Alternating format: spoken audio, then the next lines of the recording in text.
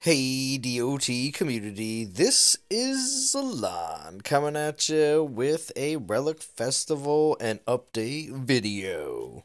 So yeah, it's been a while, and it's last thing I did was my 8 hour stream. I do have to thank everybody that was on that stream, but yeah, it did take a lot out of me, and there was a lot of other streams that were on last Saturday and Sunday that I was participating in, but last weekend was quite crazy.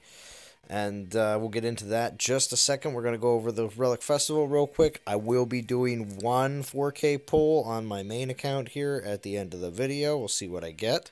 Also, too, as well, right here at the beginning. Let me know if you did any pulls on this and what you got.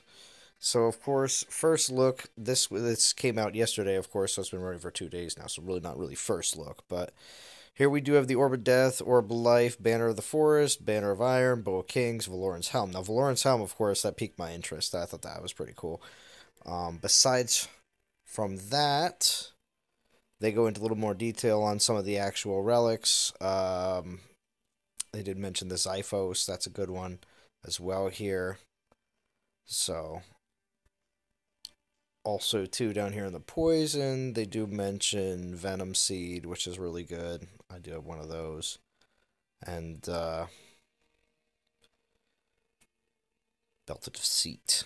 So, besides from that, these relics, you may need some, you may not. It's available for you. 4K, it is a little bit of a reduced cost, but at the same time, 4K gems could be used a little bit better if you are a regular grinder in events. But the major thing to talk about as well was the Archer upgrade that happened yesterday. There was a big goof up there. Archers were doing 20x critical. I don't know if anybody was really paying attention to that or not, but if you were, definitely information was floating around the DOT community. A couple people made some videos on it and were sharing screenshots on Band. But yes, the archers were doing 20% crit. It was like an X20, which means instead of your damage being multiplied by 3 like it normally is when you critical, it was multiplied by 20, so it was quite insane. But that did get fixed. The actual critical that they're referring to is the base critical that the archers have come with. So in that case, the critical on your archers definitely has risen by 15%.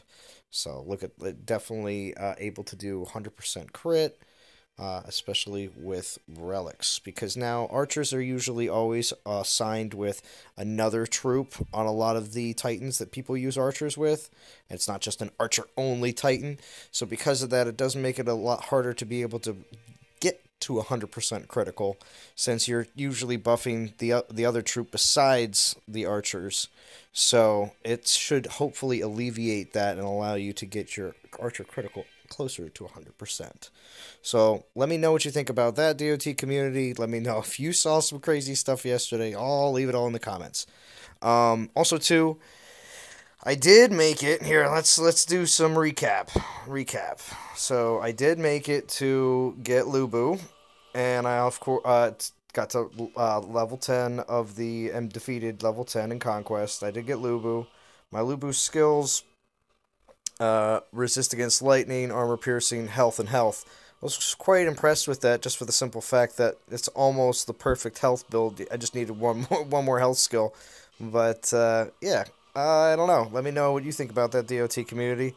After I build the current two champions that I'm working on, Wukong and Hades, should I consider Lubu after that, just because of this crazy health build, or should I just still try to find something else? I mean, all my other champions, really, my Poseidon isn't all that great.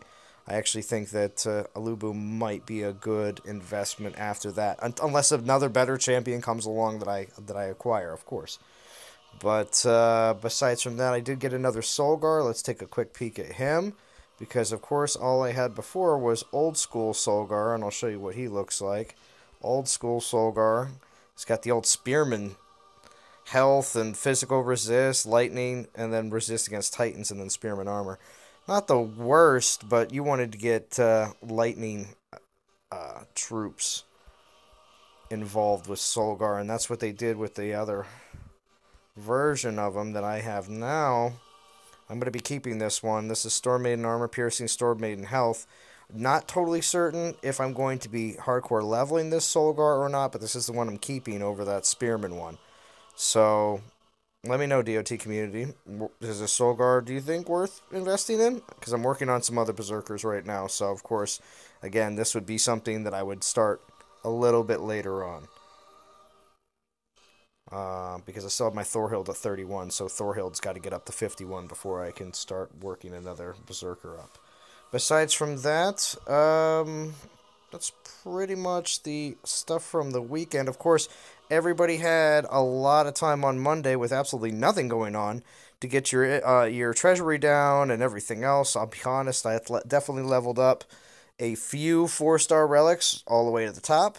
And also at the same time, too, I was able to get a good amount of my Titans leveled up as well. Not crazy leveled up because I saved a ton of those 3 stars that I got from working those later levels in the Conquest to saving them up for the next Fusion event, which I would hope, again, people are asking a lot about that, is going to be within either next Monday or the Monday after. I'm hoping next Monday. We'll see what happens.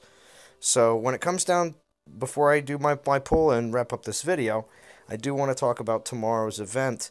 We don't really have too much really revealed about tomorrow's event. Nothing really was revealed in this current temple pull or anything like that. Of course, this being poison and physical, will tomorrow's event have to deal with that? Or I don't believe it will be a god. I'll put that out just because typical weeks where we have gods, there's more hype, which means they release stuff early on a lot of the different social media channels. So I believe it is not a god this week because I believe it would have been hyped up a lot more than what we've currently seen this week when it comes down to the social channels and what the developers are putting out there. They just said, look forward to the live stream this week. So we'll see what happens tomorrow on the dev live stream. Now let's pull this epic relic and see what 4-star we get. I'm only going to pull one because, to be honest with you, like I said, I have a majority of these relics, but you never know. You could get something that you don't have, or a second one of something really, really good. So let's see what happens.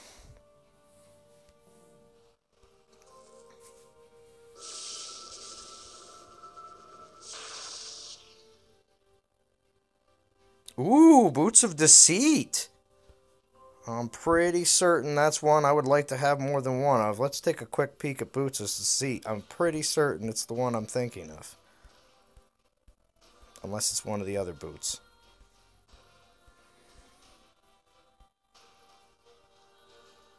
Oh yeah, Titan damage. Militia armor, militia damage. Yeah. Because that's the one that just, that's like the base stat of damage for a Titan. So that's good, actually. 4-star Boots of Deceit to me actually is really good. And I'll be able to use that on, what's it called? Actually, Dionysus. I like that for him. Because, especially the militia armor, militia damage. I'm definitely going to be building up my Dionysus that I have at 31 as well. So, I'm really glad I got that, actually. Because I think the other one might be equipped on another... Might be on another one of my 4-stars. I'll have to find out. Alright, DOT community, thank you for tuning in. And I will see you all tomorrow on the DOT After Show. After the dev stream.